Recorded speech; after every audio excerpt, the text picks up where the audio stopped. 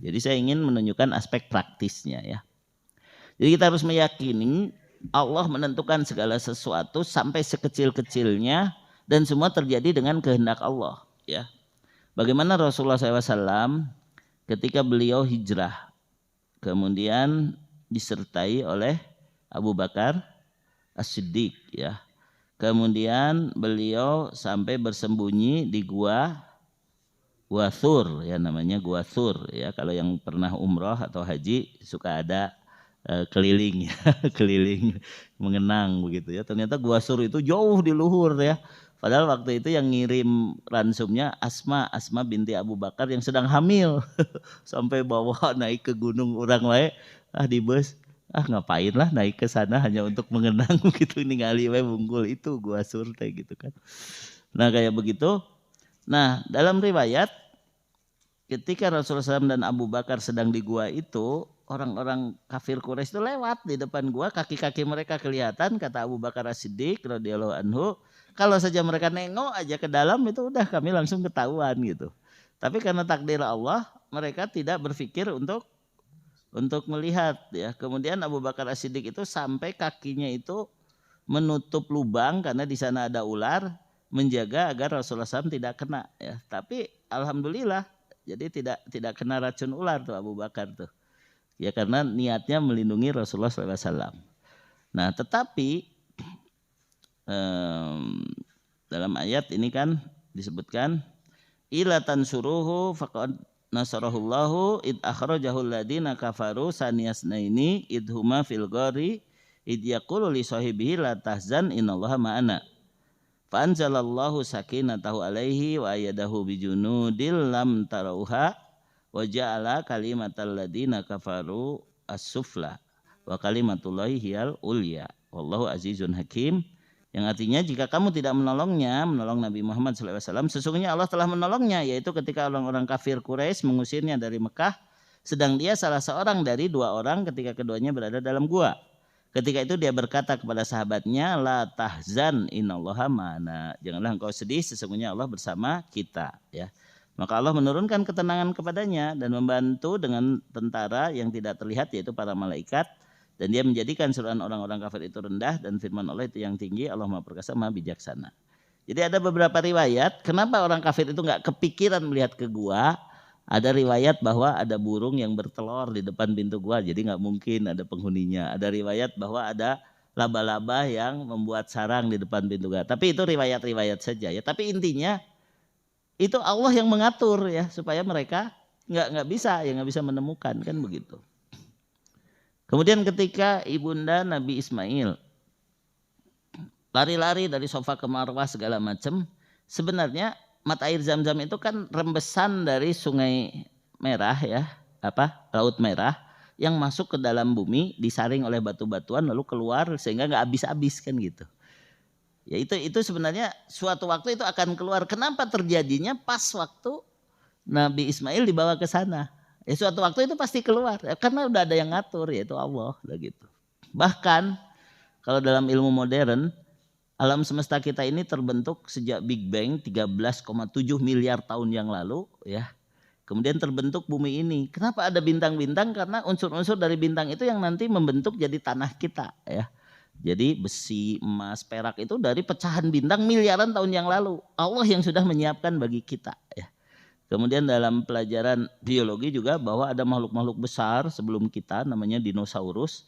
Itu lenyap 65 juta tahun yang lalu. 65 juta tahun yang lalu katanya ada meteor besar yang jatuh ke bumi sehingga tanahnya menguap ke langit, langit jadi tertutup tanah, dinosaurus pada mati. Nah, matinya dinosaurus itu sekarang menjadi minyak bumi yang sekarang diributkan jadi BBM naik itu kan. Itu dari makhluk-makhluk raksasa 65 juta tahun yang lalu itu disiapkan untuk manusia. Nah begitu. Nah hal-hal seperti itu kadang-kadang kita harus sadar ya, itu harus ngerti ya. Beberapa tahun yang lalu ada seorang penceramah dari Amerika, Dr. Zakir Naik ya. Dr. Zakir Naik ini getol membantah orang-orang Nasrani ya, agar mereka sadar yang benar itu Islam, tauhid ya. Tuhan itu tidak entrep di Nabi Isa ya, dia sebagai anak Tuhan, tidak begitu kan gitu kan. Makanya meyakini Allah menyatu dengan makhluk itu kafir kan, itu keyakinan orang kafir. Kemudian waktu dia ceramah di Bekasi, dia membuka tanya jawab. Siapa yang mau bertanya? Terakhir ada seorang wanita nanya, ngangkat tangan, "Wahai Dr. Zakir Naik, saya tidak akan bertanya, saya hanya menyatakan kesaksian." Kesaksian itu apa sih bahasa kerennya tuh? Testimoni, testimoni. Sebenarnya saya sudah nantang kepada Tuhan ya, kepada Allah ya. Saya pengen masuk Islam tapi saya nggak suka sama orang-orang Indonesia. Saya nggak mau belajar sama dia. Saya belajar lewat YouTube. Dan saya dengar ceramah-ceramah Anda di YouTube karena dia pintar bahasa Inggris ya. Tapi saya nantang kepada Tuhan, ya Tuhan, kalau saya memang harus masuk Islam, saya tidak mau diislamkan kecuali sama orang ini. Jadi dia berpikir ya sudah, dia nggak mungkin datang ke Indonesia. Berarti kan kalau Tuhan tidak mendengar doa saya, berarti saya takdirnya tidak akan masuk Islam. Ternyata ada yang bisa mengundang Zakir Naik. Ya sudah, tinggal syahadat saja, nah gitu. Nah, ini kisah-kisah yang begitu itu kan banyak kan. Zaman dulu ada kisah Imam Ahmad ya, Imam Ahmad itu karena beliau mempertahankan Al-Quran itu kalamullah bukan makhluk. Sampai beliau dicambuk oleh orang-orang Mu'tazilah ya. Dicambuk lalu beliau mengatakan, ya Allah jika aku dalam kebenaran, jangan sampai karena dicambuk ini celanaku sampai merosot dan aku terbuka aurat. Lalu yang menyaksikan sampai melihat celananya itu naik lagi. Nah kayak begitu, naik lagi ya. Jadi istilahnya doanya itu dikabul, jadi Imam Ahmad makin sabar aja, ya udah biarin aja lah dicambuk juga karena Allah telah menunjukkan ya, aku ditolong dengan itu ya. Nah kemudian setelah beliau tua, akhirnya orang-orang pada kagum. Banyak orang yang istilahnya memuji beliau, tapi beliau mengatakan ini semua karunia Allah ya. Ini semua adalah kewajiban kita untuk mempertahankan akidah yang benar kan begitu. Nah beliau akhirnya pergi dari Baghdad ke Basrah ya. Masuk ke suatu masjid, sebagai orang tua dia tidak dikenali oleh penjaga masjid. Dia tidur aja di masjid itu. Lalu ditoker sama kaki penjaga masjid. Orang tua gak boleh tidur di masjid gitu kan. Pindah ke buruan ya. Pindah dia ke halaman masjid, ditoker deh. Orang tua gak boleh di buruan juga, ini nanti mengganggu orang yang mau ke masjid. Ternyata ada tukang roti melihat itu kasihan ya. Wahai orang tua, tidur saja di sebelah tempatku ini, tapi mohon maaf aku sedang membuat adonan roti, mungkin kamu sedikit kepanasan, tapi istirahat saja di situ. Lalu Imam Ahmad istirahat di tempat tukang roti tadi sambil memperhatikan, wah orang ini baik sekali begitu kan, mau menampung saya yang sudah diusir oleh penjaga masjid ya gitu. Tapi dia sambil bikin roti itu sambil berzikir, subhanallah, alhamdulillah, la ilaha illallah, Allahu akbar, Allahumma sholli ala Muhammad wa ala ali Muhammad. Terus berzikir. Lalu Imam Ahmad bertanya, wahai saudaraku, engkau sambil bikin roti banyak berzikir, pasti kamu ada maunya ya. Pasti kamu sedang minta sesuatu kepada Allah gitu kan. Lalu kata tukang roti tadi, aku hanya ingin dalam hidupku ini bertemu dengan seorang imam besar di zamanku namanya Ahmad bin Hambal. Aku hanya ingin bertemu dia hanya untuk memeluknya, mendoakannya dan meminta doanya begitu ya. Saya Ahmad bin Hambal. Masa kamu orang tua diusir-usir di masjid ngaku Ahmad bin Hambal? Benar, lalu dibacakan hadis-hadis segala macam. Alhamdulillah, akhirnya nangislah tukang roti itu. Imam Ahmad lebih nangis lagi. Ternyata saya ditendang-tendang sama penjaga masjid itu supaya bertemu dengan tukang roti tadi. Yang doanya dikabul ya begitu kan. Ya kayak tadi Dr. Zakir Naik diundang ke Indonesia, salah satunya yaitu ada seorang Nasrani di Bekasi yang ingin masuk Islam hanya lewat dia gitu kan. Artinya kan Allah bisa mengabulkan tanpa kita tahu ya sesuatu yang mungkin orang lain nggak tahu. Oh ini kayaknya Allah menjawab doa saya ya gitu. Nah ada seorang dokter di India, ini banyak cerita-cerita seperti itu ya, satu lagi aja ya. Ada seorang dokter di India, dia ahli bedah saraf, tulang belakang khusus begitu ya. Mau melakukan seminar ya, mungkin dari satu kota ke kota lain, katakanlah dari Kalkuta ke Bombay lah, katakanlah begitu ya. Saya lupa kisahnya. Tapi ketika dia antri di bandara, ternyata penerbangan ditutup gara-gara hujan angin, gara-gara badai ya. Tapi dia bilang saya harus seminar besok. Ada sopir taksi dipanggil ya. Bisa enggak ngantar saya sampai ke sana besok? Ya, mari bismillah ya, kita berangkat aja. Ini kebetulan nih Muslim dua-duanya, sopir taksi maupun dokternya begitu ya. Ketika mereka pergi ada sungai yang jembatannya jebol ya. Akhirnya mereka juga nggak bisa lewat juga, nunggu perbaikan jembatan lama juga sampai besok. Akhirnya dia mampir ke suatu gubuk di pinggir sungai tadi. Ya, ternyata ada seorang nenek-nenek. Wahai nenek, kami kehujanan, kami ingin berteduh dan kami ingin ikut nginap di tempatmu, boleh tidak? Oh ya boleh, silahkan, saya senang kedatangan tamu ya. Disiapkan oleh nenek tadi. Lalu, Nek, engkau sudah tua, engkau sendirian, nggak ada yang nemenin? Ada anakku laki-laki. Kenapa dia nggak ngebantu? Dia lumpuh tulang belakangnya, ada gangguan. Lalu dia terus saja berbaring, saya sambil mengurus dia ya di rumah ini begitu ya. Kenapa tidak berobat, Nek? Wah, berobat kan mahal. Tapi nenek tahu ini bisa diobatin. Iya, katanya ada dokter di kota Kalkuta yang bisa mengobati penyakit ini. Tapi saya nggak kenal sama dia, ongkosnya juga mahal. Lalu dokter itu mengatakan ternyata Allah mengatur saya tidak terbang, saya harus pakai mobil itu supaya ketemu dengan nenek ini. Saya berdoa memang agar Allah bisa mempertemukan saya dengan dia. Ya udah, Nek, nanti setelah saya selesai seminarnya bawa aja ke sana gratis, sudah saya carikan donaturnya katanya. Ya itu kisah sekarang aja banyak yang begitu dan nanti banyak kisah-kisah kayak begitu ya. Dan itu menunjukkan bahwa Allah ada, Allah mendengar doa kita dan semua kejadian tidak ada yang kebetulan. Termasuk bapak-bapak duduk di sini ya. Yakin nih bukan kebetulan ya. Kita harus makin yakin kepada pengaturan Allah. Makanya harus lepaskan dari segala andalan, baik rencana kita, harta kita, koneksi kita ya. Apalagi Freddy Sambo itu nggak usah diandelin ya gitu ya. Jadi pokoknya jangan ada sandaran lain selain Allah. Yakin nanti kalau kita jalani sesuai dengan yang Allah atur, kita akan ketemu hikmahnya. Tadi dari sabar, kemudian ridho, lalu ujung-ujungnya apa?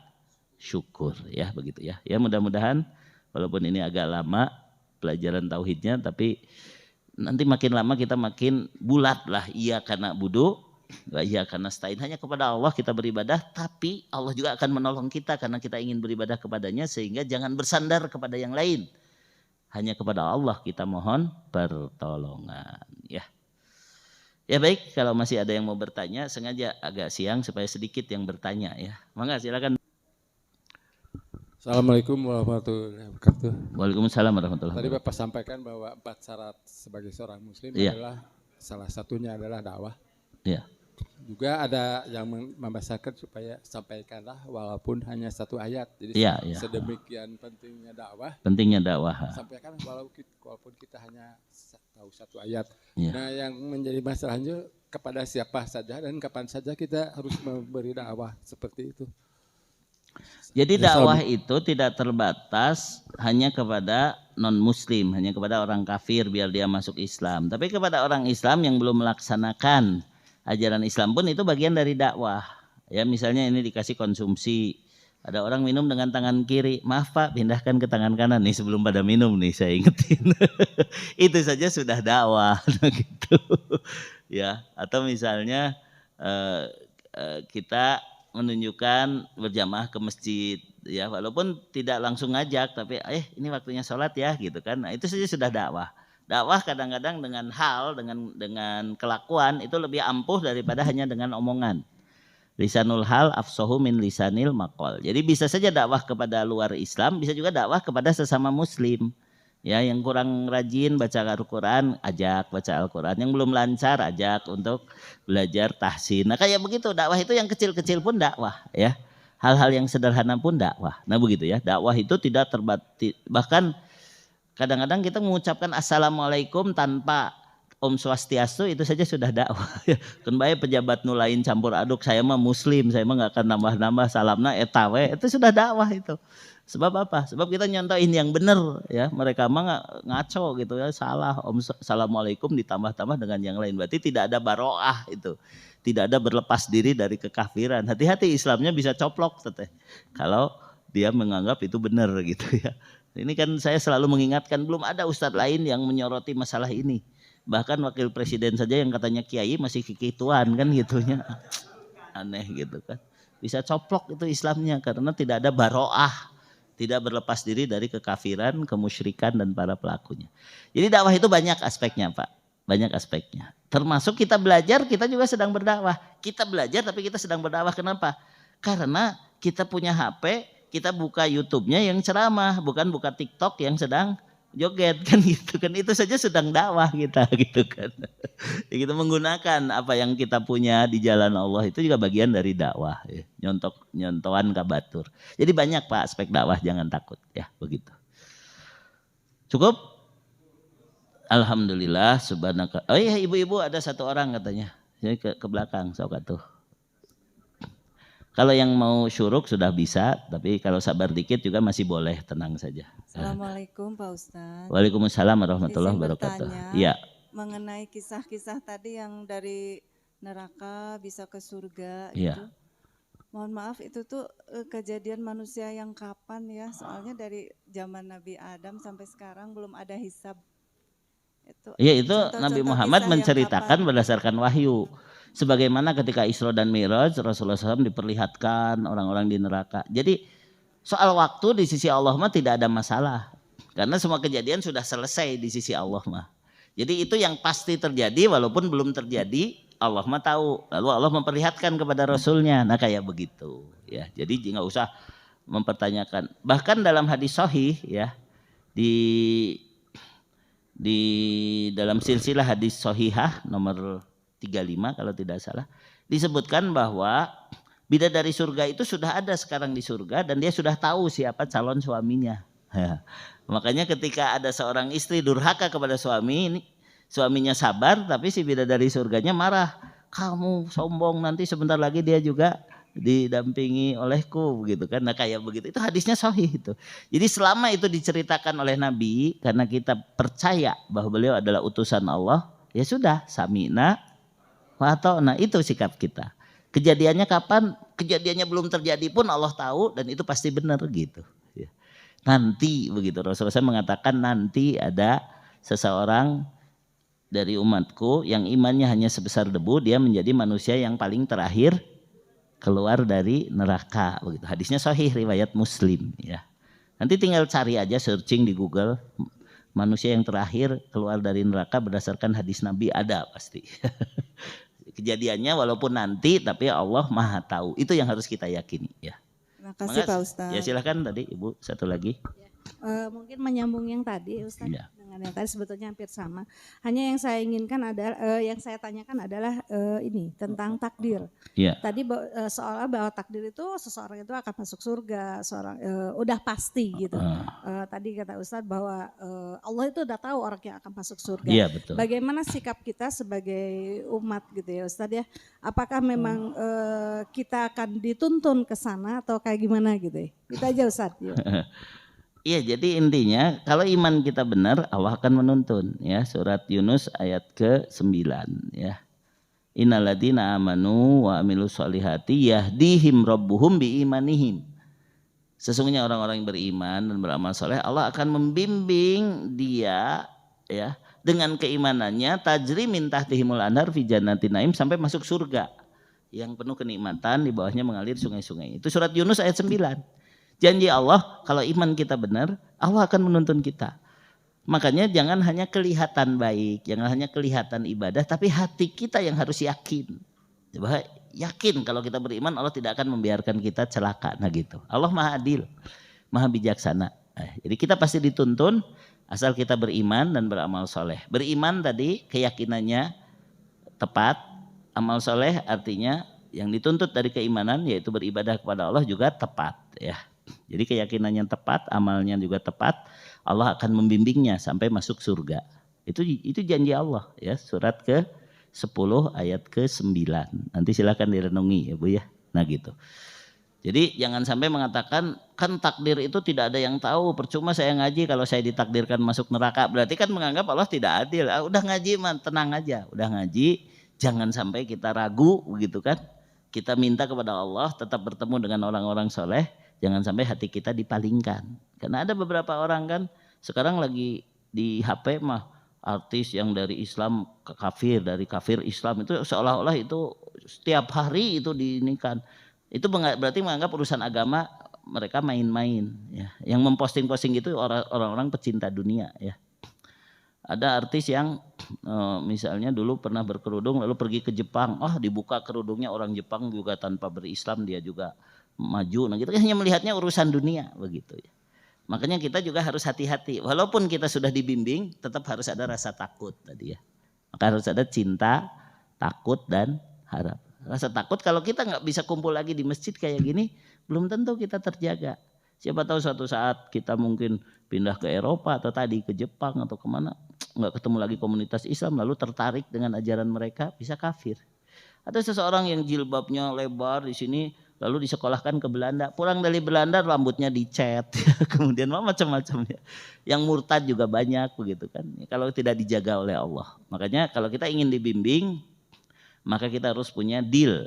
Deal itu singkatan doa, ilmu dan lingkungan. Itu penting ya, kita harus punya deal yang baik ya. Ya baik, kita berdoa saja. Bismillahirrahmanirrahim. Allahumma inna nahmaduka wa nasta'inuka wa nastahdik wa nastaghfiruka wa natubu ilaik. Allahumma sholli wa sallim ala habibika Muhammadin wa ala alihi wa sahbihi ajmain. La ilaha illa anta subhanaka inna kunna minadh dhalimin. Rabbana dhalamna anfusana wa illam taghfir lana wa tarhamna lanakunanna minal khasirin. Rabbana la tuzigh qulubana ba'da idh hadaitana wa hab lana min ladunka rahmah innaka antal wahhab. Allahumma ya muqallibal qulub tsabbit qulubana ala dinik. Allahumma inna nas'aluka ridhaka wal jannah wa na'udzubika min sakhatika wan nar. Allahumma inna nas'aluka husnal khatimah wa na'udzubika min su'il khatimah. Rabbana taqabbal minna innaka antas samiul alim. Wa tub alaina innaka antat tawwabur rahim. Rabbana ighfir lana wa liwalidina warhamhuma kama rabbayana shighara. Rabbana hab lana min azwajina wa dzurriyyatina qurrata a'yun waj'alna lil muttaqina imama. Rabbana atina fid dunya hasanah wa fil akhirati hasanah wa qina adzabannar. Amin ya rabbal alamin. Subhana rabbika rabbil izzati amma yasifun wa salamun alal mursalin walhamdulillahi rabbil alamin. Wassalamualaikum warahmatullahi wabarakatuh.